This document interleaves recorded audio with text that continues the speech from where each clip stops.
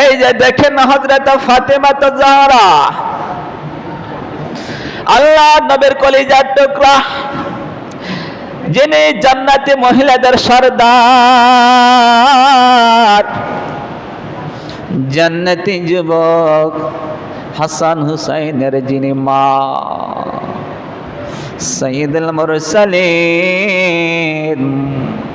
খাতামুল আম্বিয়া নবী মুহাম্মদ রাসূলুল্লাহ সাল্লাল্লাহু আলাইহি সাল্লামের কলিজার টুকরা ফাতেমা।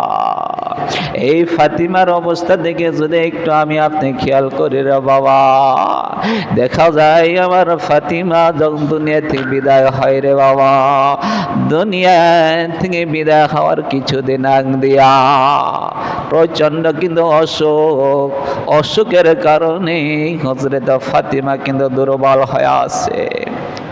যেই দিন মারা যায়, যেই দিন দুনিয়াতে বিদায় হয়, তার আগের দিন আমার ফাতিমারে আমার নবী মুহাম্মদ রাসূলুল্লাহ সাল্লাল্লাহু আলাইহি সাল্লাম স্বপ্নের সঙ্গে স্বপ্ন যোগে কলিজার টুকরা সন্তানের সঙ্গে কথা হয়। মা ফাতিমা বলে, আমি ঘুমিয়ে আছি, আমার স্বপ্নের মধ্যে দেখি আমার বাবা নবী মুহাম্মদ রাসূলুল্লাহ সাল্লাল্লাহু আলাইহি সাল্লাম রুমের মধ্যে ঢুকছে। অন্ধকারের মধ্যে আমার আব্বু কি যেন খুঁজতেছে। আমি বললাম, আব্বু গো, কি জানি আপনি তালাশ করেন, কি খুঁজেন?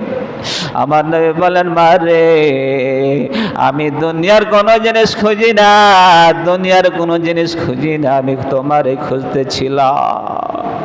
বলে, কি আব্বু, কি খবর? আমার নবী বলেন, ও মা ফাতিমা, ফাতিমা রে, আগামীকালকে যেহেতু রোজা, তুমি রোজা রাখবানি। ও কলিজার টুকরা ফাতিমা, তুমি তো রোজা রাখবা। ফাতিমা রে, তোমার একটা সুসংবাদ আমি দিতে এসেছি গো কলিজার টুকরা মা ফাতিমা। বলে, বাবা কি এমন সুসংবাদ?